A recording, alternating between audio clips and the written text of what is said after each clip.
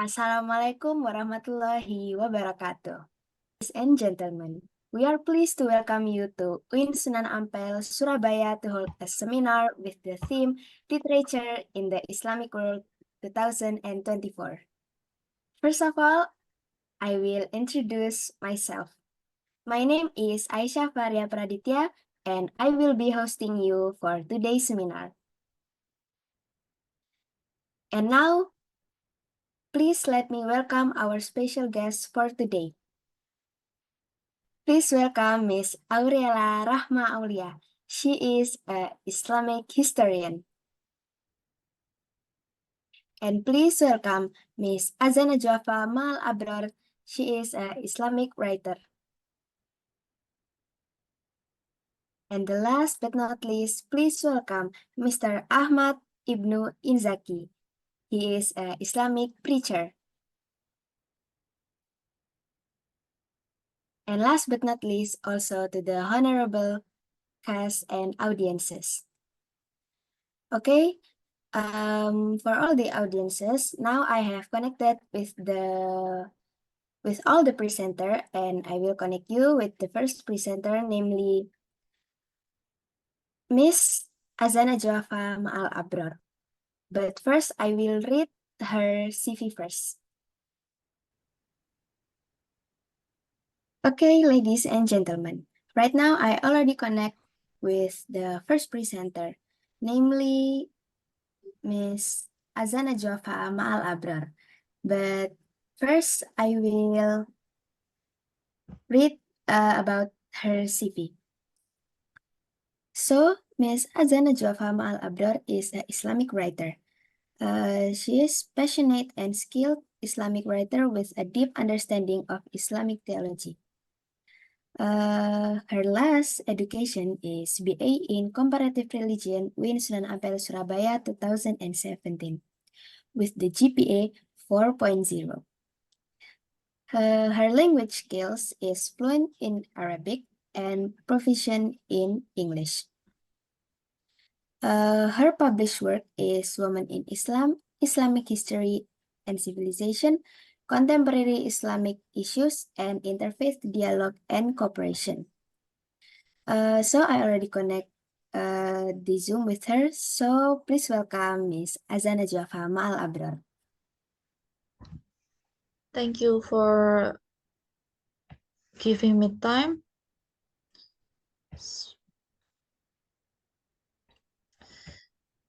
So, about the types of Islamic literature. And before I explain about that, I'm going to introduce what is Islamic literature first. Okay, for the discussion topic, there are four. The first is introduction. The second is literary types.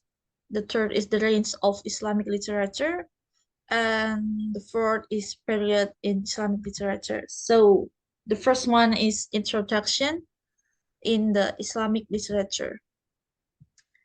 So the development of Islamic literature or culture began during a period of disintegration in Europe, with the exception of the Byzantine Empire, which was experiencing a period of relative stability. So when the Europe finally began to emerge from its doldrums, it was largely due to the effort of Muslims who had collected and translated many ancient Greek philosophical and scientific work into Arabic. Okay, the next is literary types. So classical Arabic poetry was built on the principle of the monorhyme, and the single rhyme was employed throughout a poem, whether it was long or short. Within a rhyming pattern, there was 16 basic meters in 5 groupings, but the poet was not allowed to change the matter in the course of a poem. So there are five literary types in Islamic literary work, and in prose, the chief genre was the maqamah. Okay, for the first types is for the first type is qasidah. So what is qasidah? Qasidah is qasidah consists of an elaborately structured of from 20 to 100 verses and maintains a single and rhyme through the entire pieces. The second, the poem in qasidah opens with a short prelude, usually a love poem, to get the reader's attention. So in qasidah, the poem opens with a love poem, and the function is to get the reader's attention, like that. The third is the main theme. At the end is a tribute to the poet's pattern, his tribe, or even himself. The fourth, after the coming of Islam, the qasidah served as an instrument of praise to God, eulogies of Muhammad SAW, and songs of commendations or laments for the saints. The second, the ghazal. What is ghazal? In the ghazal, there are a love lyric from 5 to 12 verses. The ghazal probably originated as an elaboration of the qasidah's opening section. Okay, for the second, the content was religious, secular, or a combination of both. The third, there are kitah. The kitah is a literary form used for the less serious matters of everyday life. This poem opens with a short prelude, usually a love poem to get the reader attention. And the second is the main function was for satire, jokes, word games, and quotes. Okay, the next, there are Masnavi. Masnavi is originated in Persia. The second is the term means the total one or rhyming couplet. The third is the Masnavi became very popular because it enabled the poet to tell a long story by stringing together thousands of verses. For the last, it was the closest approach to the epic poem that developed in Islamic literature. Okay, next there are Rubai. Like the Masnavi, the Rubai also has its roots in pre-Islamic Persian poetic traditions. Its form is a quartain or maybe four-line verse in which the first, second, and fourth lines rhyme. The most famous example of the Rubai is Rubaiyat of Omar Khayyam. You can see the image, the picture of Rubaiyat of Omar Khayyam in the presentation. Okay, next is Maqamah. It was used to tell basically simple and entertaining stories in an extremely complicated style. Because the Maqamah was frequently used to display the author learning and eloquence, it often became so tangled in convoluted the terminology and grammar that it was quite difficult to comprehend and therefore almost impossible to translate. Almost impossible to translate, yes. In the late 19th century, translation from European languages influenced its styles, making it less artificial. Okay, that's all for me. Okay, thank you, Ma'am Azana Jaffa. So we will continue to the next presenter. But first, I will read about the CV of the presenter. Okay, ladies and gentlemen, we already hear about the materials from Miss Azana Japa. So right now we are going to move to the next presenter. The next presenter is Mr. Ahmad Ibnu Inzaki. He's an Islamic preacher, dynamic and dedicated Islamic preacher with a passion for sharing the techniques of Islam and guiding individuals on their spiritual journey. His last education is Winston Ampel in 2015, Islamic Studies with the GPA 4.0. Right now, I already connect with Mr. Ahmad Inzaki.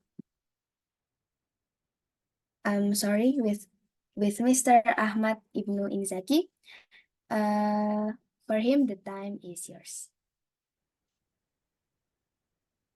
Baik, terima kasih kepada moderator atas kesempatan yang telah diberikan. Untuk materi berikutnya, yaitu tentang kisaran sastra Islam.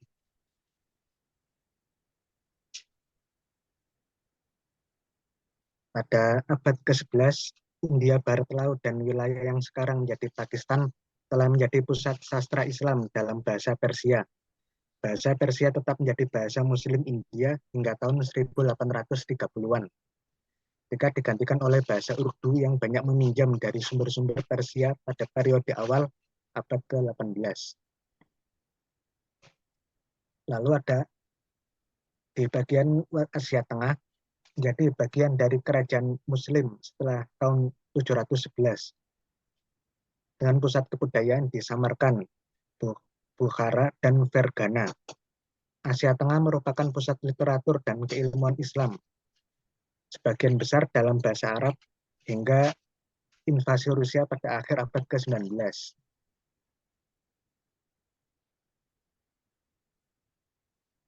Lalu di Spanyol, di ujung barat kekaisaran, umat Islam menciptakan budaya yang sangat canggih yang mencapai puncaknya pada abad ke-10 dan terus berkembang hingga umat Islam diusir dari negara tersebut pada akhir abad ke-15. Melalui Spanyola, banyak karya-karya besar Arab dalam bidang filsafat dan ilmu pengetahuan masuk ke Eropa pada abad pertengahan.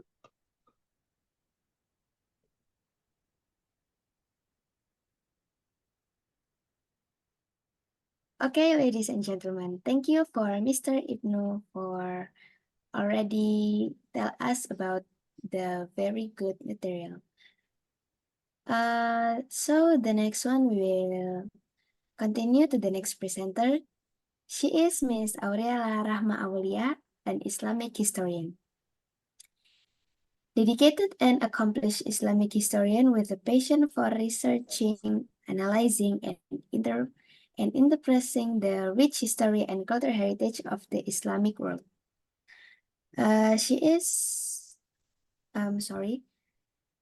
Her last education is Bachelor of Islamic History with the GPA 3.8 or 4.0 in Uin Ampel, Surabaya. Right now, I already connect with Miss Aurela, so please welcome to her.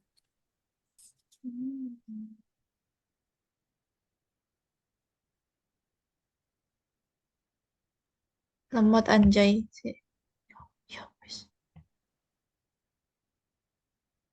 So, the first is Umayyad Caliphate, and the three great spots of the Umayyad period where all polemicists who use their poetry to support political factions is Al-Aqtal, Umar ibn Abi Robi'ah, and Jamil.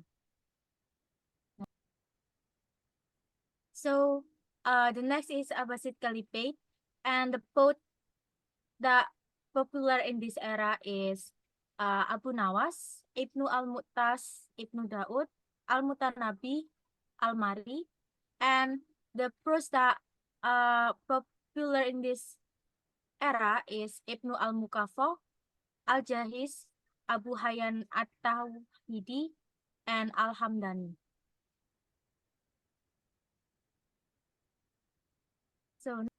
So next is Spain and North Africa.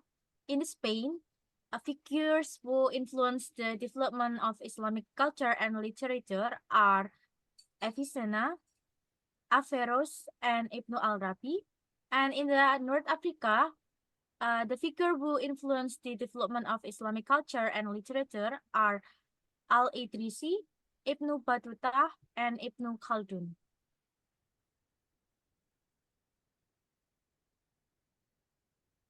Next is the Persian influence. During the Abbasid period, a great deal of Persian literature emerged, some of it in Arabic. Of the many Persian writers of this period, the most significant are Firdausi, Auhad ad-Din Ali, also known as Anfari, Al-Biruni, Omar Khayyam, Jalal al-Din al-Rumi, Sa'di, and Amir Khosrow.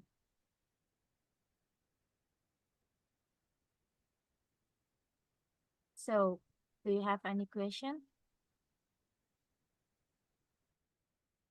Okay, audience, all the presenters already tell us about the materials.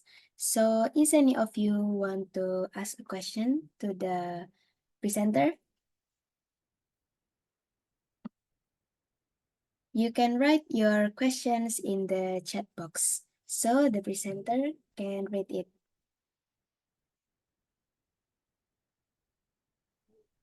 Okay, so right now Miss Azana Jaffa will answer the first question from one of the participants. So the question is, who is Omar Khayyam? Please, Miss Azana Jaffa, you can answer the question. Okay, thank you for your questions.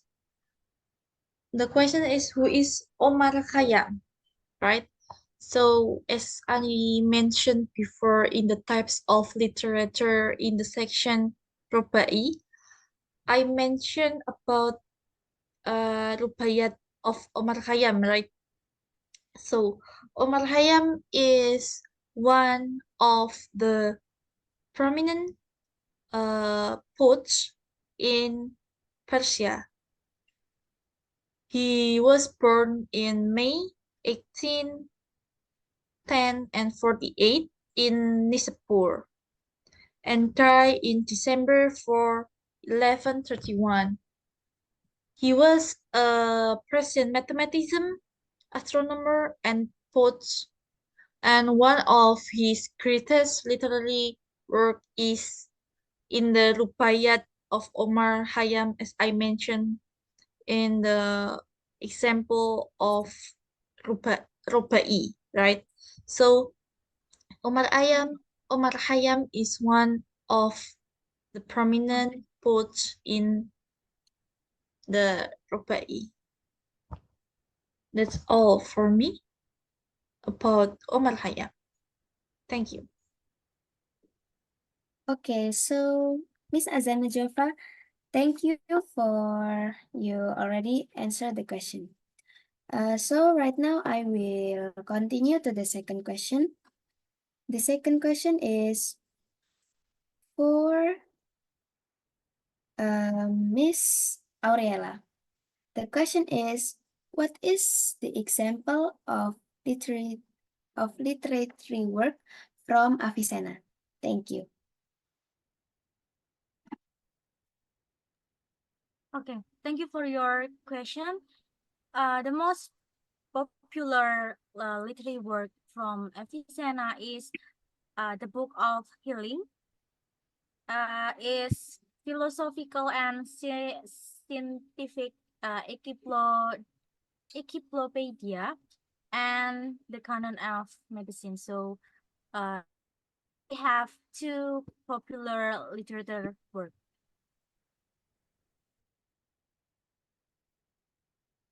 Okay. Thank you, Miss Aurela, for already answering the question.